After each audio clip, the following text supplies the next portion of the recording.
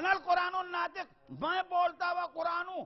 اس کے بعد آپ کے مولا نے عجیب بات کہی، ارشاد فرماتے ہیں تمہیں خبر بھی ہے قرآن ان کے گلوں میں پھنسا ہوا ہے، حلق کے نیچے نہیں اترا ہے۔ جب قرآن حلق کے نیچے اترتا ہے تو محبت علی بن جاتا ہے۔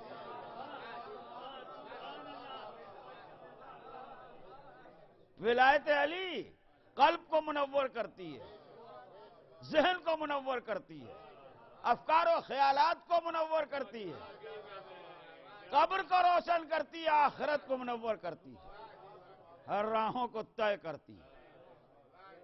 سارا جھگڑا عداوت علی اور محبت علی کا ہے۔ اسی کا فیصلہ روز عاشور ہو گیا۔ اور فرمایا آپ نے لوگ اپنے اپنے اعتبار سے بیان کرتے ہیں، اپنے اپنے انداز سے بیان کرتے ہیں، مگر اصل معاملے کو سمجھنے کی کوشش نہیں کرتے۔ نماز کی عظمت اور نماز کی جلالت اور نماز کی بلندی تو اپنے مقام پر ہے۔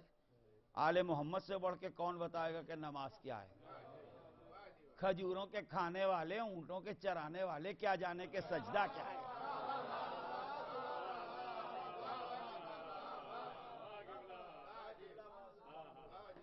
سجدے کو تو انہوں نے بتایا جنہوں نے برستے تیروں میں مسلح بچھا دیے، سجدے کو انہوں نے بتایا۔ لیکن اکثر لوگ کہہ دیتے ہیں سمجھانے کے لیے، بتانے کے لیے، جو کچھ بھی ہو، حسین نے تو نماز کے لیے گھر لٹا دیا، نماز کے لیے جان دے دی، تو روزہ کس نے بچایا؟ حج کس نے بچایا؟ یہ سوال پیدا ہوگا کہ نہیں ہوگا؟ اور دوسری بات یہ کہ نماز پر کون سا پہرا بیٹھا ہوا تھا؟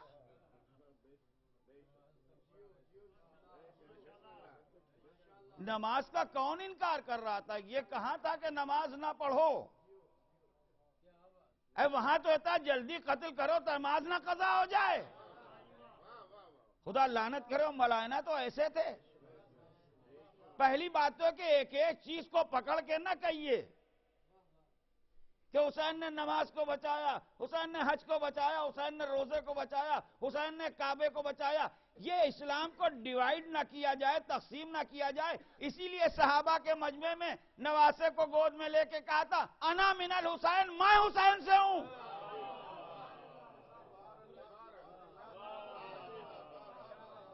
اب جو رسول سے چھوٹ گیا وہ بتائیے۔ انا من الحسین، حسین نے پورے اسلام کو بچایا، پورے دین کو بچایا، نانا کی نبوت کو بچایا۔ حضور کہہ رہے ہیں میں حسین سے ہوں۔ اب جو کچھ بھی حضور سے ہے وہ سب حسین سے ہے۔ ایسے یہ سوال ہی نہیں پیدا ہوتا، اسے بچایا، اس کو بچایا، پورے دین کو، پورے اسلام کو بچایا۔ عمر سعد نے کیا کہا؟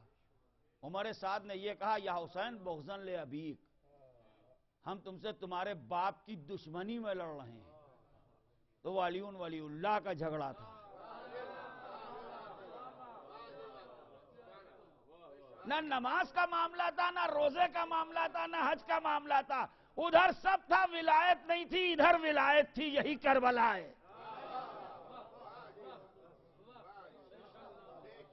آپ نے ملاحظہ فرمایا، اور ولایت کا معاملہ تھا، دشمنان علی جمع ہو گئے تھے، نہروان والا مجمع تھا، خوارج جمع ہوئے تھے، انہوں نے چاہا تھا کہ ہم اسلام کا خاتمہ کر دیں گے، مگر کیا کہنا فاطمہ کے لال، کس شان سے اسلام کو بچایا۔ ہر قوم پکارے گی ہمارے ہیں حسین، اس انداز سے قربانی دی کہ جو اس نے کہا انسان کو بیدار تو ہو لینے دو، ہر قوم پکارے گی ہمارے ہیں حسین۔ آج ساری دنیا میں حسین کا ماتم ہو رہا ہے، آج ساری دنیا میں حسین کا ذکر ہے، آج ساری دنیا میں عاشورے کا تذکرہ ہے۔ اللہ 10ویں محرم کو زہرا کا بھرا گھر لوٹ گیا، اور اس کے بعد جب 11ویں محرم کا سویرا نمودار ہوا تو کس قیامت کا سویرا تھا۔ خیمے جل چکے تھے، سیدانیوں کے سروں سے چادریں چھن چکی تھیں، چھوٹے چھوٹے بچے تماچے کھا چکے تھے، مگر 11ویں کو ایک عجیب ستم ہوا، اور وہ یہ کہ تاریخ کہتی ہے کہ عمر سعد نے اپنے کشتہائے نجس کو جمع کیا، بڑے بڑے گڑھے کھودے، ان کے نماز جنازہ پڑھی اور دفن کر دیا، وترک الحسین، فرزند رسول کے لاشے کو جلتی ہوئی زمین پر چھوڑ، اور اس کے بعد سیدانیوں کو اسیر کر کے لے چلے۔ آج انہی مظلوموں کا سیوم ہے، ہاں آج اس کا سیوم ہے جس کی بہنیں اس کا سیوم نہ کر سکیں، بیٹی صفے ماتم نہ بچھا سکی۔ عام طور پر بیٹے کو پرسہ دیا جاتا ہے، بیٹی کو پرسہ دیا جاتا ہے، آج اسی کا سیوم ہے۔ عزادار ماتم کر رہے ہیں، عزادار غم منا رہے ہیں، سیدانیوں کو اسیر کیا گیا، اور ظالم اسیر کر کے ادھر سے لے چلے جدھر شہداء کے لاشیں پڑے تھے۔ بھئی دنیا کا دستور ہے، اگر کسی گھر میں موت ہو جاتی ہے، کوئی غریب سے غریب ہو، سب سے پہلے میت پر ایک کپڑا ڈال دیا جاتا ہے، سب سے پہلے میت پر ایک چادر اڑا دی جاتی ہے، ماں کی نظر بیٹے کے چہرے پر نہ پڑے، بہن کی نظر بھائی کے چہرے پر نہ پڑے۔ ہائے کیا قیامت ہے، کربلا میں ام لیلہ ادھر سے لائی جا رہی ہیں جدھر علی اکبر چاند سے سینے پر برچھی کھائے ہوئے سو رہے ہیں۔ میرا دل کہتا ہے ماں نے آواز دی ہوگی میرے لال، اماں کے پردے کا بڑا خیال تھا علی اکبر، ذرا اٹھ کے دیکھو میرے سر پر چادر نہیں ہے۔ ام فروا نے قاسم سے شکوے کیے ہوں گے، ام کلثوم نے دریا کو دیکھ کے آواز دی ہوگی بھیا عباس اٹھ کے دیکھو بہن کے بازو میں رسن بندھی ہے۔ عزیزوں یہی وہ منزل تھی کہ ایک مرتبہ جناب ثانی زہرا کی نظر ہمارے اور آپ کے چوتھے امام کے چہرے پر پڑی، دیکھا کہ رنگ رخ متغیر ہے، بے چین ہو کے آواز دی زین العابدین کیا جان دے دو گے میرے لال؟ ابھی تو کوفے اور شام کے مرحلے سر کرنا ہے۔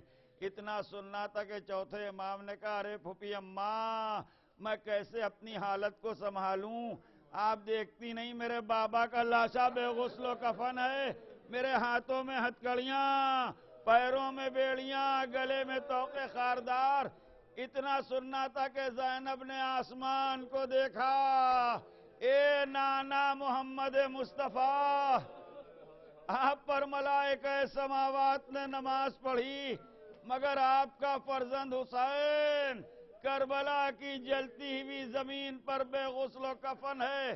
بس عزیزو قافلہ روانہ ہو گیا، محرم کی 12ویں تاریخ آئی، تاریخ کہتی ہے قبیلہ بنی اسد کے لوگ آئے، اب جو شہداء کے لاشوں کو دیکھا تو کچھ بھی سمجھ میں نہ آیا، اس لیے کہ لاشوں پر سر نہ تھے۔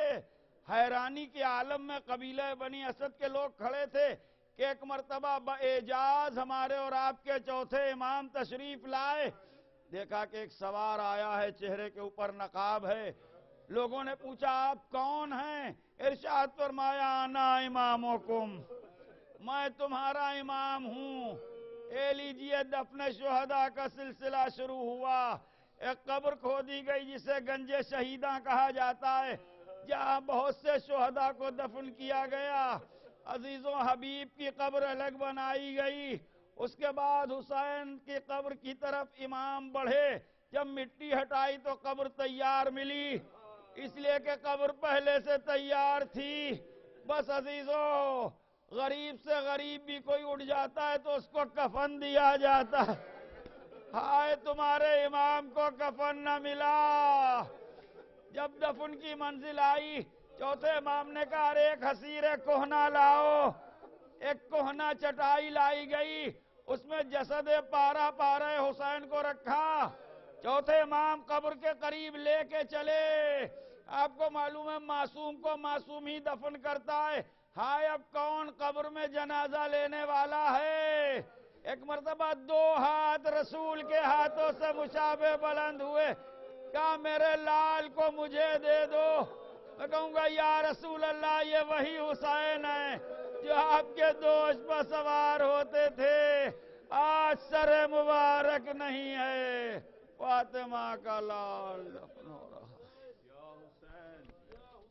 یا حسین یا حسین یا حسین یا حسین یا حسین یا حسین یا حسین یا حسین یا حسین یا حسین یا حسین یا حسین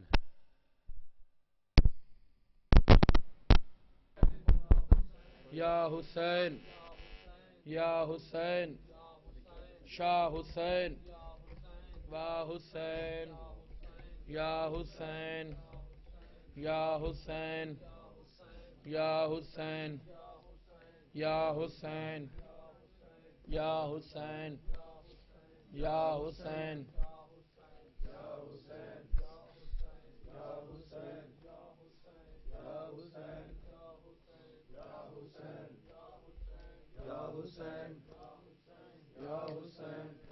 ہاتھ رسیاں پا کے چادر لوٹا کے آ دیکھ بابا ائی شام کھڑیاں ہاتھ رسیاں پا کے چادر لوٹا کے آ دیکھ بابا ائی شام کھڑیاں ہاتھ رسیاں پا کے چادر لوٹا کے آ دیکھ بابا ائی شام کھڑیاں ہاتھ رسیاں پا کے چادر لوٹا کے آ دیکھ بابا ائی شام کھڑیاں ہاتھ رسیاں پا کے چادر لوٹا کے آ دیکھ بابا ائی شام کھڑیاں ہاتھ رسیاں پا کے چادر لوٹا کے آ دیکھ بابا ائی شام کھڑیاں میں کو اس ملن دا میڈا سر چومن دا میں کو اس ملن دا میڈا سر چومن دا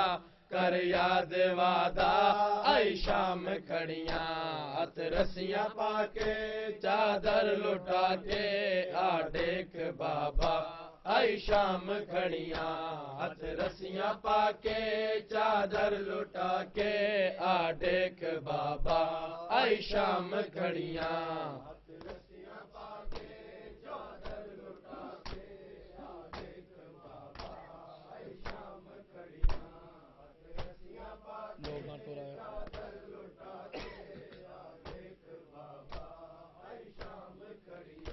لوگاں ٹرایا میں ٹردی رہیاں جویں تیں سکھایا اوویں ٹردی رہیاں لوگاں ٹرایا میں ٹردی رہیاں جویں تیں سکھایا اوویں ٹردی رہیاں او جویں تیں سکھایا اوویں ٹردی رہیاں تلیاں گواہیں بہوں اوکھے راہیں تلیاں گواہیں بہوں اوکھے راہیں جڑے کر کے بابا ائی شام گھڑیاں ہاتھ رسیاں پا کے چادر لوٹا کے آ دیکھ بابا ائی شام گھڑیاں ہاتھ رسیاں پا کے چادر لوٹا کے آ دیکھ بابا ائی شام گھڑیاں